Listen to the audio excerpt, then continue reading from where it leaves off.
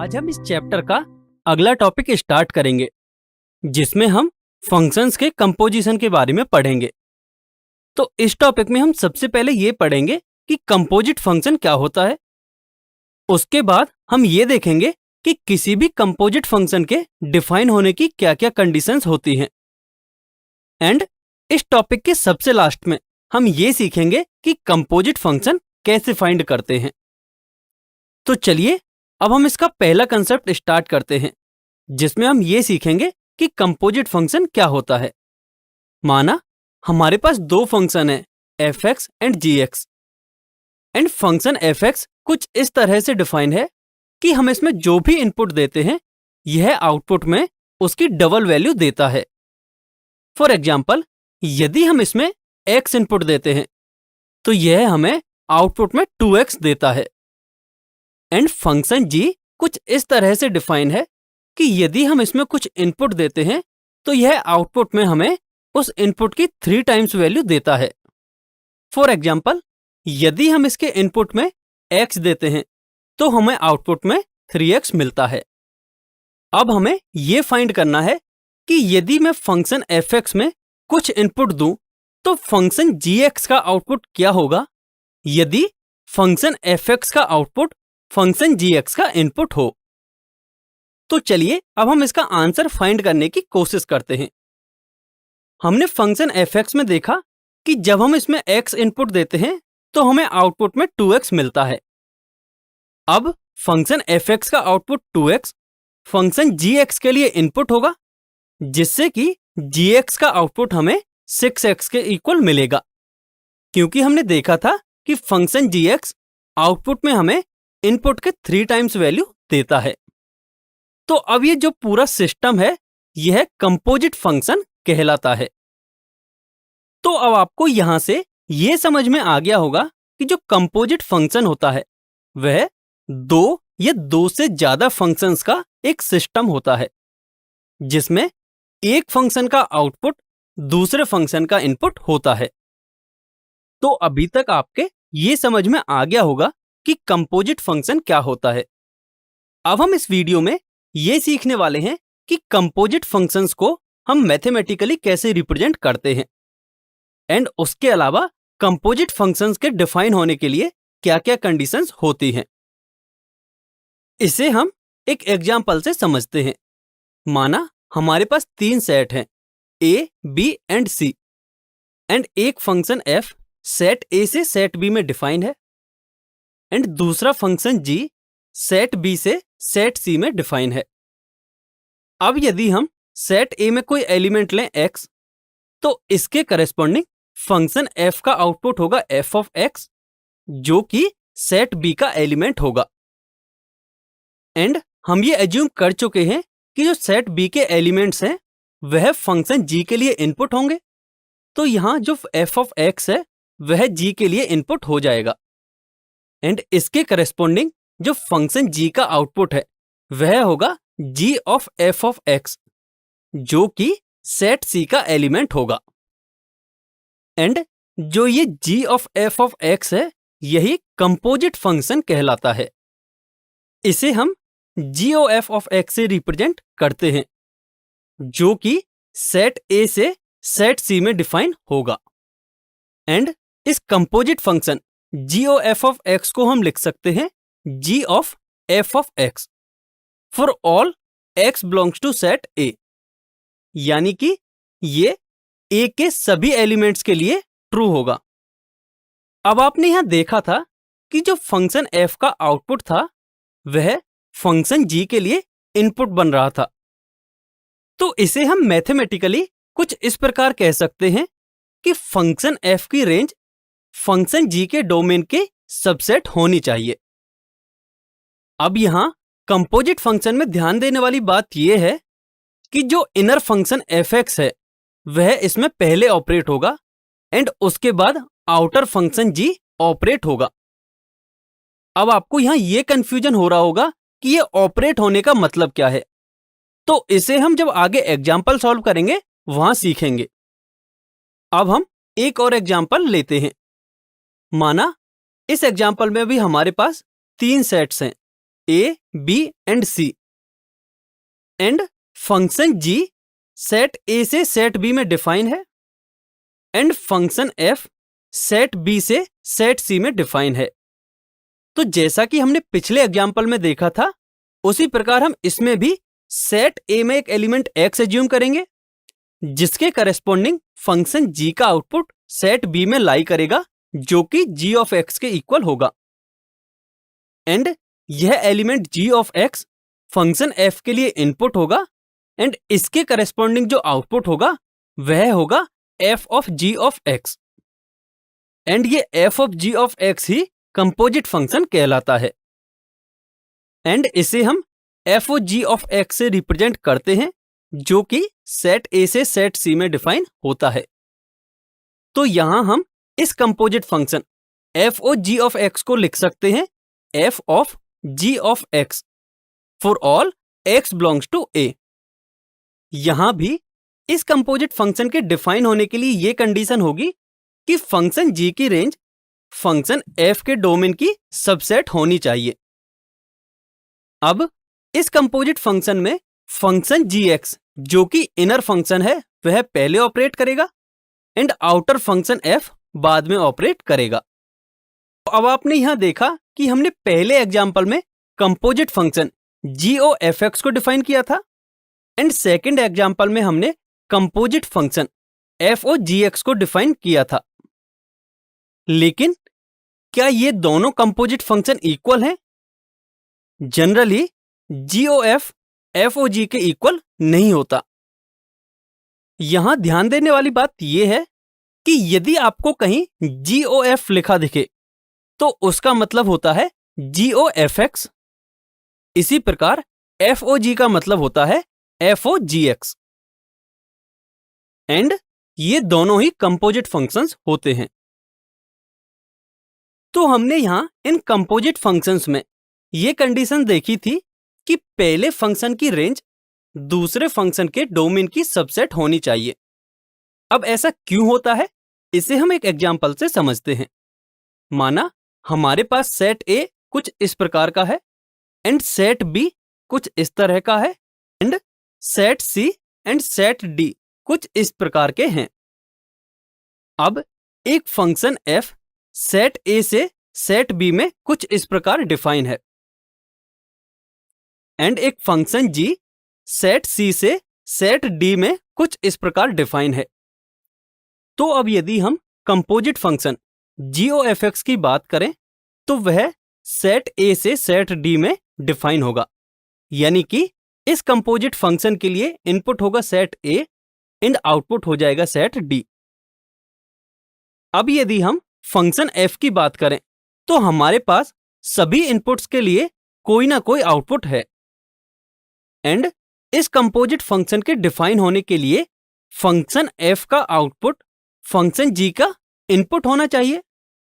अब माना हमने फंक्शन F के आउटपुट के कुछ एलिमेंट्स फंक्शन G में इनपुट हैं। यहां हम देख सकते हैं कि एलिमेंट 5 अभी इसका इनपुट नहीं है एंड इन चारों एलिमेंट्स के करेस्पॉन्डिंग फंक्शन G में हमें कुछ ना कुछ आउटपुट मिल रहा है। तो हमने यहां देखा था कि एलिमेंट 5 फंक्शन G का इनपुट नहीं था एंड हम यहां क्लियरली देख सकते हैं कि जो एलिमेंट 5 है वह फंक्शन F में एलिमेंट C की इमेज है। अब यदि हमें सेट A के एलिमेंट C के लिए कंपोजिट फंक्शन का आउटपुट देखना हो तो वह क्या होगा?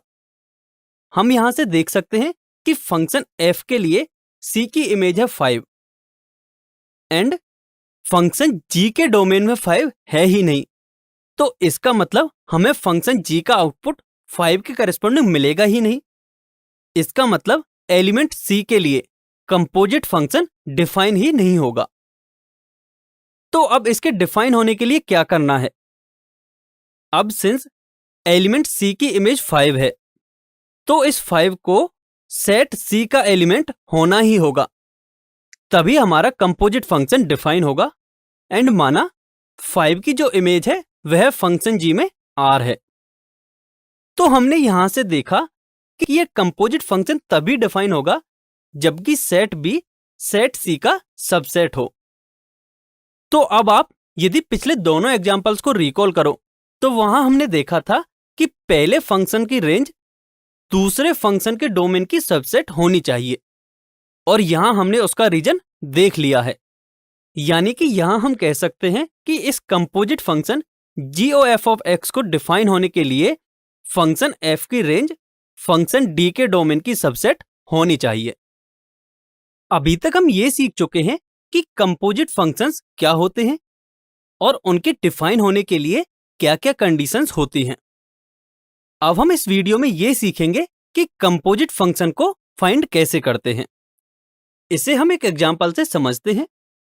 इस एग्जांपल में ये गिवन है कि एक फंक्शन है f जो कि set of real numbers r से r में डिफाइन है, एंड फंक्शन fx इस प्रकार डिफाइन है कि fx is equal to x square, and function g भी r से r में डिफाइन है, and gx is equal to 2x minus 1। तब हमें composite functions fog, gof, fof and gog find करने हैं। तो हम सबसे पहले FOG फाइंड करने की कोशिश करते हैं। हम ये पढ़ चुके हैं कि हम FOG को लिख सकते हैं FOG of x, and FOG of x is equal to f of g of x।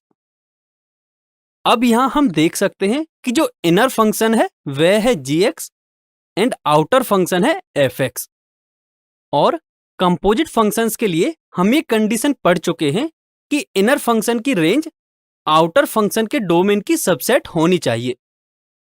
तो हम सबसे पहले यहां gx की रेंज फाइंड करने की कोशिश करते हैं। सिंस gx एक पॉलिनोमियल फंक्शन है तो इसकी रेंज होगी set of real numbers, and function fx भी एक पॉलिनोमियल है जो कि रियल नंबर्स के लिए डिफाइन है। तो इसका मतलब फंक्शन fx का डोमेन होगा r। तो हम यहां से देख सकते हैं कि जो gx की रेंज है वह फंक्शन fx के डोमेन के इक्वल ही है।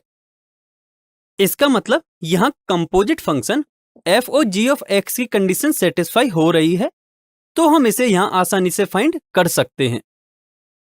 अब हम इसे कैसे फाइंड करेंगे? हम यहां इस कंपोजिट फंक्शन में देख सकते हैं कि इनपुट है हमारा gx, एंड gx की वैल्यू गिवन है 2x माइनस 1। तो ये हमारा कंपोजिट फंक्शन हो जाएगा f ऑफ 2x माइनस 1।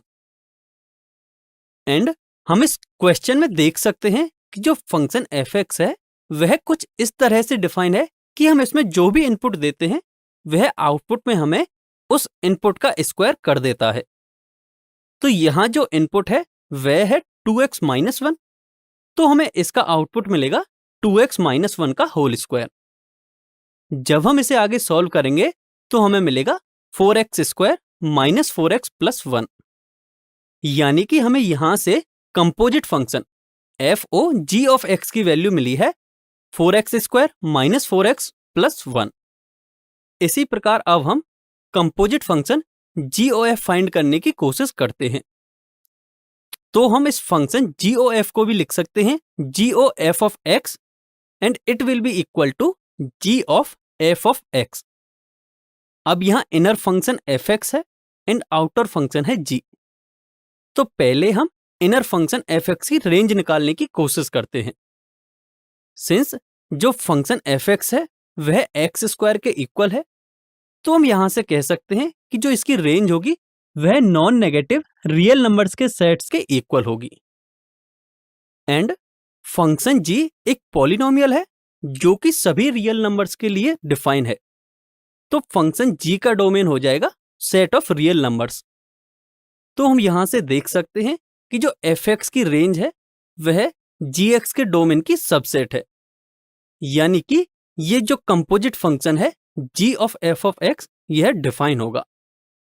अब हम इसकी वैल्यू निकालने की कोशिश करते हैं। यहां इनर फंक्शन है fx जो कि डिफाइन है x स्क्वायर के इक्वल, तो ये कंपोजिट फंक्शन हो जाएगा हमारा g of x square. And function g of x इस प्रकार डिफाइन है कि जब हम इसमें इनपुट x देते हैं तो यह हमें आउटपुट में 2x माइनस 1 देता है। तो अब यदि हम इसमें इनपुट x स्क्वायर देंगे तो यह हमें आउटपुट में 2x² - 1 देगा। तो हम यहां से देख सकते हैं कि हमें GOF भी मिल गया है।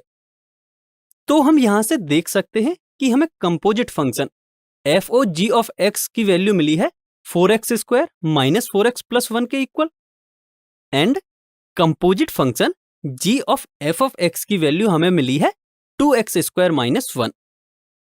यहां से हम देख सकते हैं कि GOF is not equal to FOG, यानी कि हम यहां से ये कंक्लूड कर सकते हैं कि जनरली कंपोजिट फंक्शंस कम्यूटेटिव नहीं होते हैं।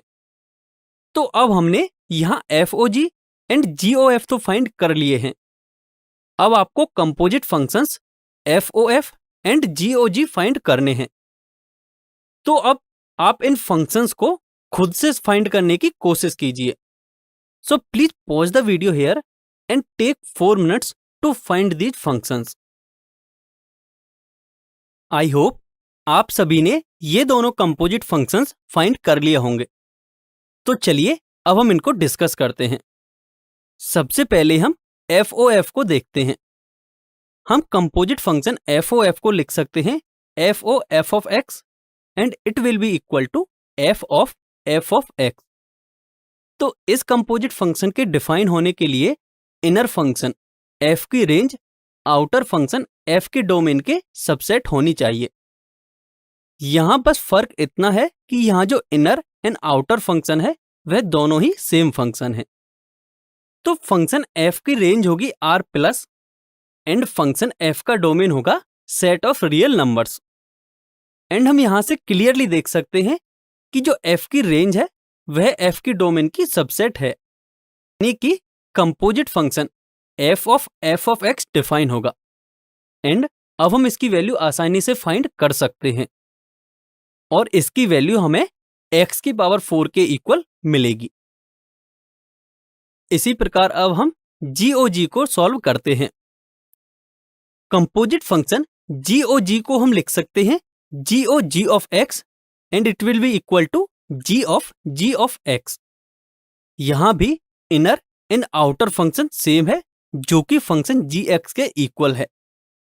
तो हम इसकी पहले डोमेन एंड रेंज फाइंड करते हैं।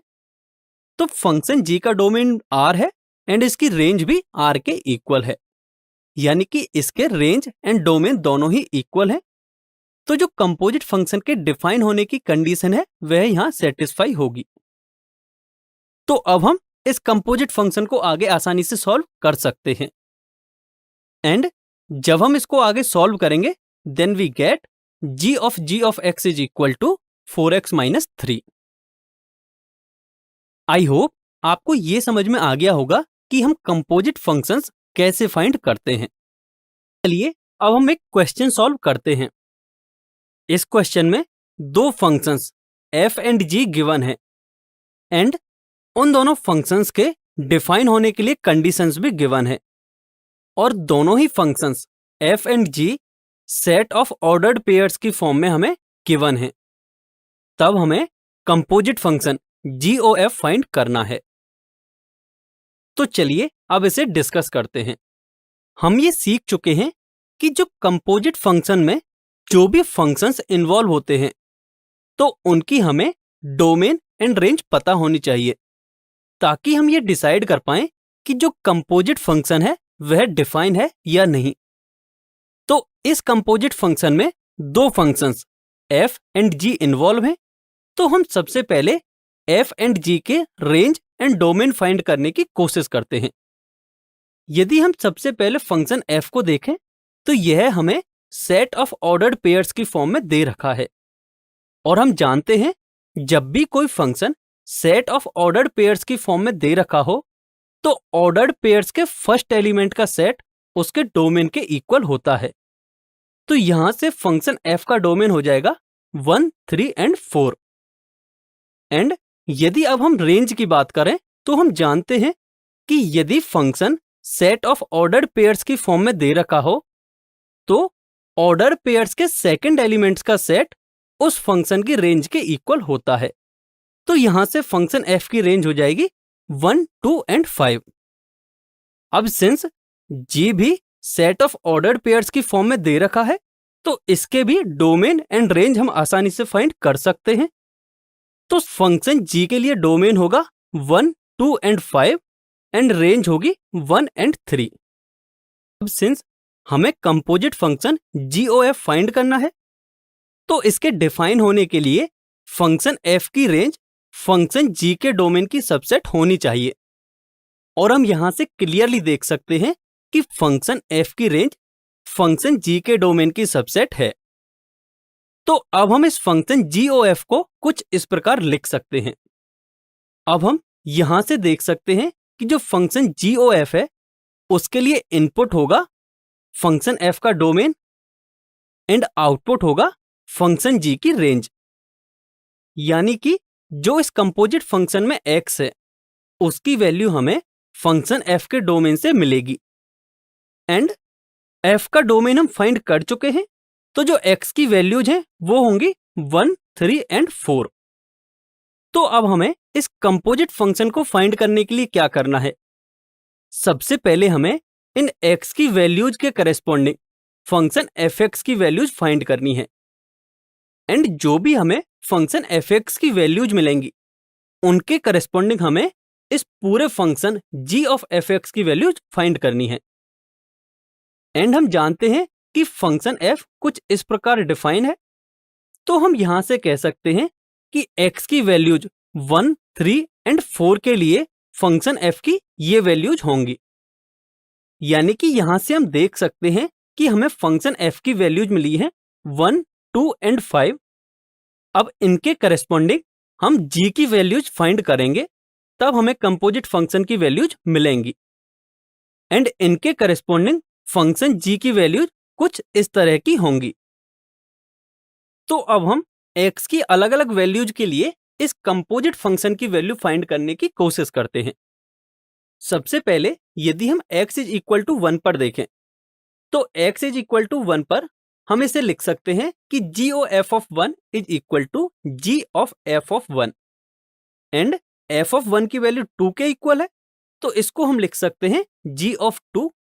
एंड G ऑफ 2 की भी वैल्यू हम फाइंड कर चुके हैं, वो 3 के इक्वल है, तो इसकी फाइनल वैल्यू हमें 3 के इक्वल मिल जाएगी। यानी कि हम यहां से कह सकते हैं कि हमें G ऑफ f ऑफ 1 की वैल्यू 3 के इक्वल मिली है। तो इसी प्रकार आप G of f of 3 and G of f of 4 की वैल्यू आसानी से फाइंड कर सकते हैं, जो कि कुछ इस प्रकार की होंगी। तो अब अगर आप इस कंपोजिट फंक्शन को भी सेट ऑफ ऑर्डर्ड पेयर्स की फॉर्म में लिखना चाहो, तो हम इसे कुछ इस तरह से लिख सकते हैं, जिसमें हमें ऑर्डर्ड पेयर्स मिलेंगे 1, 3, 3, 1 एंड 4, 3। एंड यहां से हम क्लियरली देख सकते हैं कि इस कंपोजिट फंक्शन का डोमेन होगा 1, 3 एंड 4 एंड रेंज होगी 1 एंड 3। अब हम इसी क्वेश्चन को एरो डायग्राम से समझने की कोशिश करते हैं। हमने इस क्वेश्चन में अभी तक फाइंड किया है कि GOF क्या होगा, फंक्शन GOF की रेंज क्या होगी एंड फंक्शन GOF की डोमेन क्या होगी। अब हम इसको एरो डायग्राम से देखते हैं। तो फंक्शन f के लिए एरो डायग्राम हम कुछ इस प्रकार का बना सकते हैं। इसी प्रकार फंक्शन g के लिए भी हम एरो डायग्राम कुछ इस तरह से बना सकते हैं। अब जो कंपोजिट फंक्शन GOF है वह फंक्शन f के डोमेन से फंक्शन g के रेंज में डिफाइन होगा। एंड कंपोजिट फंक्शन GOF के लिए फंक्शन f का आउटपुट फंक्शन g के लिए इनपुट हो जाएगा।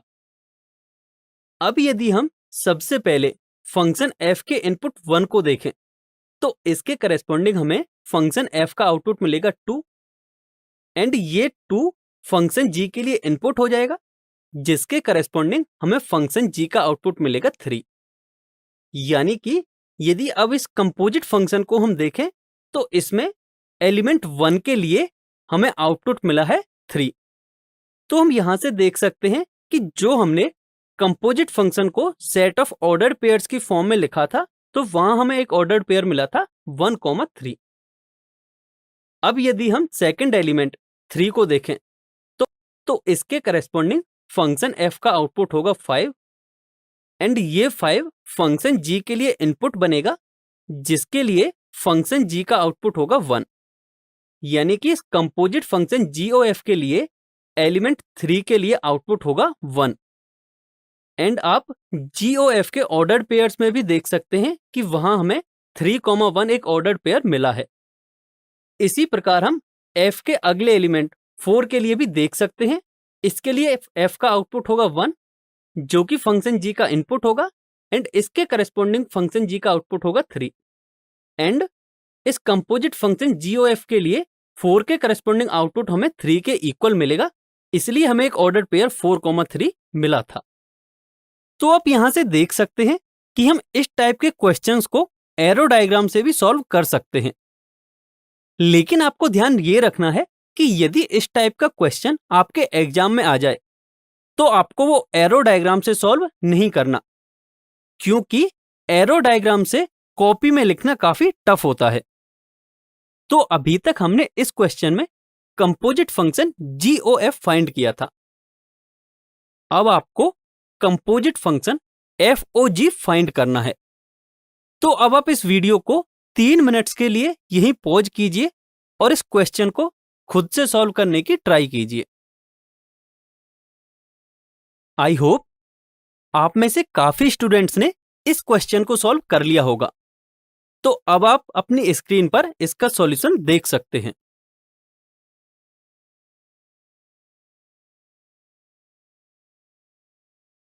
चलिए अब हम एक और क्वेश्चन सॉल्व करते हैं।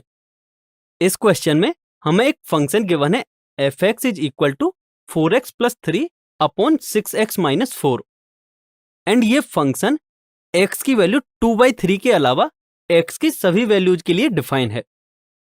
तब हमें ये प्रूफ करना है कि f of fx is equal to x for all x where x is not equal to 2/3। तो चलिए अब इसका हम सॉल्यूशन देखते हैं। सिंस हमें निकालना है f o f x, and हम इसको लिख सकते हैं f ऑफ x के इक्वल। अब इस कंपोजिट फंक्शन के डिफाइन होने के लिए हम सबसे पहले फंक्शन fx के रेंज एंड डोमेन फाइंड करेंगे। जब हम इसके डोमेन एंड रेंज फाइंड करेंगे तब हमें डोमेन ये मिलेगा एंड रेंज ये मिलेगी। एंड हम यहां से क्लियरली देख सकते हैं कि फंक्शन f की रेंज फंक्शन f के डोमेन की सबसेट है, यानी कि जो गिवन कंपोजिट फंक्शन है वह डिफाइन होगा। तो अब हम इसको आगे सॉल्व करने के लिए यहां फंक्शन fx की वैल्यू पुट करेंगे। जब हम इसकी वैल्यू पुट करेंगे तो हमारा फंक्शन कुछ इस तरह का मिलेगा। अब हमें पता है कि हमारा फंक्शन fx किस तरह से डिफाइन है, तो अब हम इसे आगे सॉल्व करते हैं। तो जब हम इसको आगे सॉल्व करेंगे तो हमारा जो फाइनल आंसर मिलेगा वह x के इक्वल मिलेगा। तो आप यहां से देख सकते हो कि हमने ये प्रूव कर दिया है कि f of x is equal to x। अभी तक आपने जितने भी कंसेप्ट पढ़े हैं उन पर बेस्ड एक क्वेश्चन है। इस क्वेश्चन में हमें दो फंक्शंस दे रखे हैं, fx which is equal to mod x and second function है gx and it is equal to mod of 5x minus 2। तब हमें composite functions FOG and GOF find करने हैं। तो अब आप इस क्वेश्चन को खुद से सॉल्व करने की ट्राई कीजिए। So please pause the video here and take 4 minutes to solve this question. I hope आप सभी ने इस क्वेश्चन को सॉल्व कर लिया होगा। तो चलिए अब इसका सॉल्यूशन डिस्कस करते हैं। सिंस हमें यहां कंपोजिट फंक्शंस फाइंड करने हैं तो हम सबसे पहले ये देखेंगे कि ये कंपोजिट फंक्शन डिफाइन है या नहीं। तो इसके लिए हम सबसे पहले फंक्शंस f एंड g के डोमेन एंड रेंज फाइंड करेंगे। तो यहां से जो फंक्शन fx है वह डिफाइन है कि fx is equal to mod x। तो हम यहां से कह सकते हैं कि इसका डोमेन होगा r एंड इसकी रेंज होगी 0 टू इंफिनिटी, एंड यहां 0 को भी इंक्लूड किया गया है। एंड फंक्शन g है वह इस प्रकार डिफाइन है। तो यहां से इसका डोमेन भी r होगा एंड इसकी रेंज भी 0 टू इन्फिनिटी ही होगी। यहां से हम क्लियरली देख सकते हैं कि फंक्शन gx की रेंज फंक्शन fx के डोमेन की सबसेट है एंड इसी प्रकार फंक्शन fx की रेंज फंक्शन gx के डोमेन की सबसेट है। तो हम यहां से कह सकते हैं कि दोनों ही composite function fog and gof define होंगे। अब हम इनकी वैल्यूज आसानी से निकाल सकते हैं। तो जब हम fog ऑफ x की वैल्यू फाइंड करेंगे तो वह मिलेगी हमें mod ऑफ 5x माइनस 2 के इक्वल। इसी प्रकार हमें कंपोजिट फंक्शन gofx की वैल्यू मिलेगी mod 5 mod x माइनस 2। तो अब आप यहां से देख सकते हो कि हमें fog ऑफ x मिल गया एंड gof ऑफ x की वैल्यू भी मिल गई है। तो अभी तक हमने इस टॉपिक में जितने भी कंसेप्ट्स पढ़े हैं उनकी समरी ये है। इस टॉपिक में हमने सबसे पहले ये सीखा कि कंपोजिट फंक्शन क्या होता है। उसके बाद हमने कंपोजिट फंक्शंस के डिफाइन होने की कंडीशंस के बारे में पढ़ा एंड उसके बाद हमने ये सीखा कि कंपोजिट फंक्शंस को हम कैलकुलेट कैसे करते हैं। इसके साथ साथ हमने कंपोजिट फंक्शंस की कुछ प्रॉपर्टीज के बारे में भी देखा था। अब आपको ये रेफरेंस क्वेश्चंस सॉल्व करने हैं।